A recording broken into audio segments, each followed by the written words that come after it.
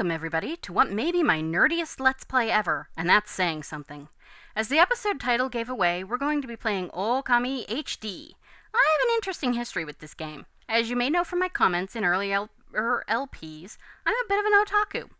Well, to be more precise, I'm interested in Japanese language, culture, and history, and food. Oh god, Japanese food.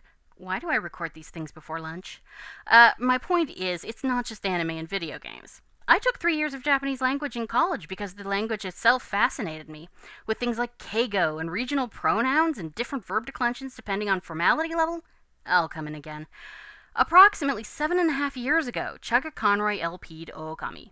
For the Wii at that point in time, I saw a beautiful game in the Legend of Zelda mode, with an interesting story, an aesthetic that blew me away, and a soundtrack that was right up there with Chrono Trigger's. I bought a Wii for Okami and for Skyward Sword. And then promptly discovered that the motion control combat was... okay, I sucked at it royally.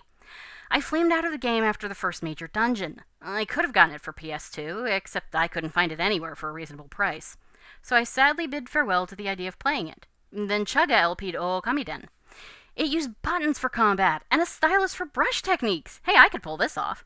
So I picked up Okami-den and promptly 100%ed it, mostly thanks to Chugga's LP.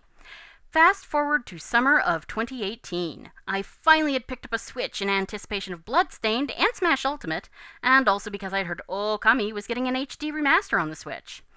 Given the design of the Joy-Cons, I suspected that this was absolutely something I was going to be able to play, and so I picked it up. And then promptly got blindsided by 100 other projects and forgot about it. Oops. Once I got my capture card, the idea of LPing this game occurred to me and I started to practice, and yep, pretty sure I can beat it, even if I can't 100% it. There is some heinous shit in the way of that. But I'm gonna try, so you get to be along for the ride. So, Okami is a game made by Clover Studios, a division of Capcom. They're known for making both versions of the second Viewtiful Joe game, making the brawler God Hand, and porting the first Viewtiful Joe game to PS2. The studio is sadly defunct, but several of the key members went on to form Platinum Games. The story is written by Hideki Kamiya, responsible for both Bayonetta games, the first Devil May Cry, and The Wonderful 101. You may be getting the impression that we are not in for an entirely serious ride here. I have a lot more to say about Okami, but that can wait for the actual LP. So without further ado, let's dive into a world of beauty, peril, and amazing art direction. The world of Okami.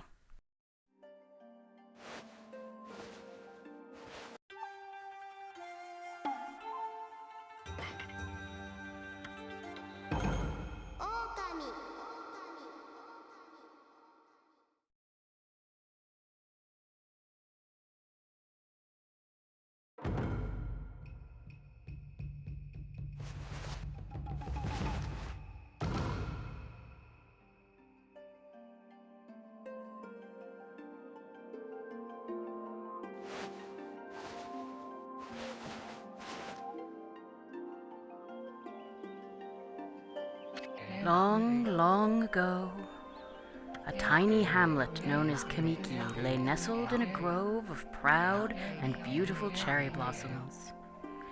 Each and every tree around the quiet burg was honored as a god. However, the village was not without its dark secrets.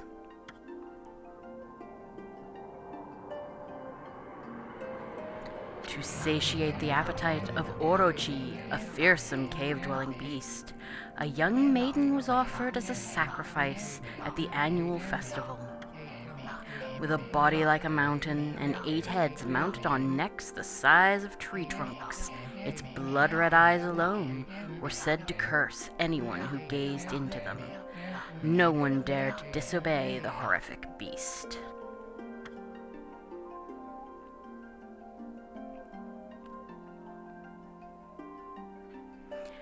When the night of the sacrifice drew near, a mysterious white wolf appeared outside the village. This wolf, its coat as brilliant as snow, was dubbed Shiranui. The wolf kept a watchful eye on anyone who ventured outside the village, and made a habit of patrolling the streets at night. People assumed the wolf to be a familiar of Orochi.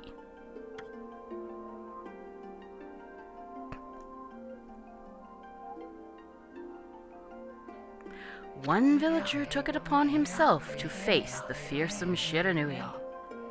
The warrior Nagi attempted many times to challenge the wolf, but his attempts were thwarted by Shiranui's swift movements.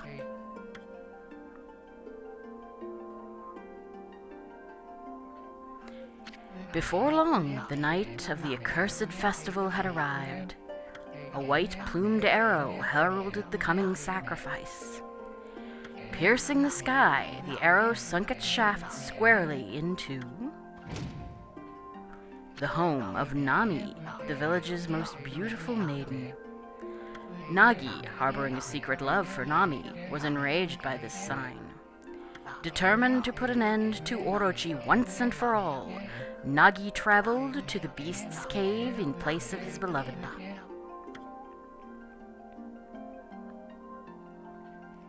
The Moon Cave, a place as dark as evil itself, served as Orochi's home. As Nagi stood bravely before the entrance, a beast appeared, eyes glowing crimson upon 8 thrashing necks. Orochi stood tall before him, anxious for another sacrifice. Nagi leapt with incredible grace, swinging his blade valiantly. On and on he sliced, well into the moonless night. But Orochi's hide was like steel.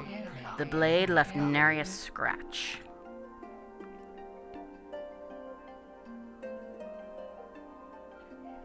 At long last, Nagi, his energy spent from the intense battle, dropped to his knees, fatigued and gasping for breath.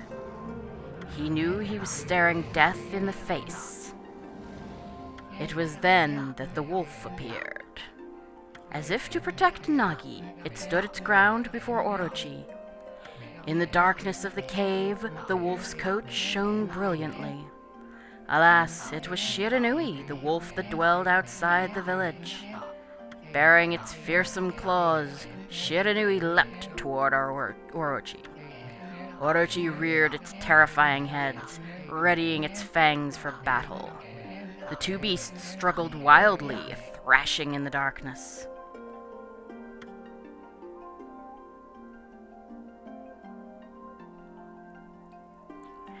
Mysterious and terrifying, the spectacle continued. Shiranui summoned gusts of divine wind to counter Orochi's flames.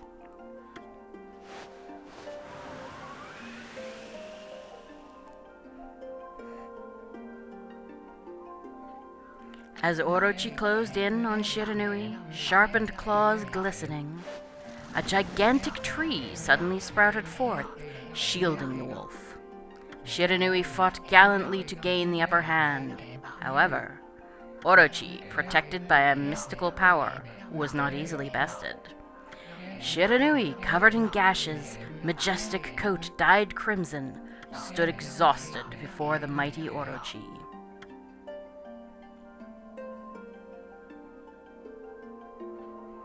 Orochi saw a chance to strike what would be the final blow.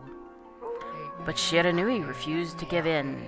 With its last ounce of strength, the majestic wolf gazed heavenward and unleashed a mighty howl. Suddenly, the black clouds overhead dissipated. The light from above glinted off Nagi's sword as a beacon of hope.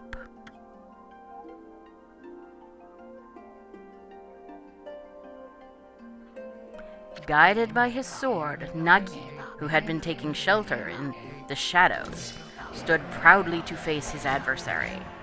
Channeling all his strength into his scarred and battered arms, he leapt ferociously toward Orochi, his sword poised high. The golden sword danced in his hands like a puppet on a string. One by one, Orochi's fearsome heads separated from their owner.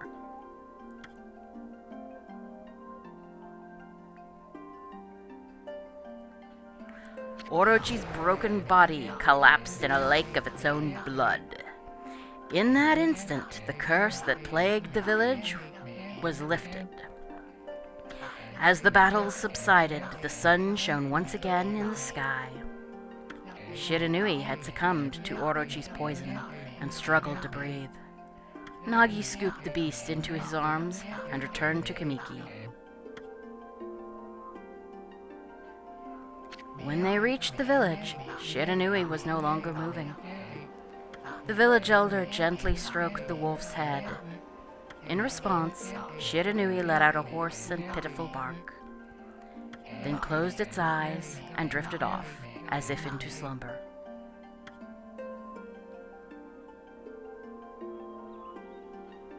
Peace had at last returned to Kamiki village. In honor of Shiranui's heroic exploits, the villagers erected a shrine and placed a statue of the wolf within it. Nagi's sword was christened Tsukuyomi and placed inside the moon cave. The villagers all looked forward to an age of endless peace. However, this is not the end of the story.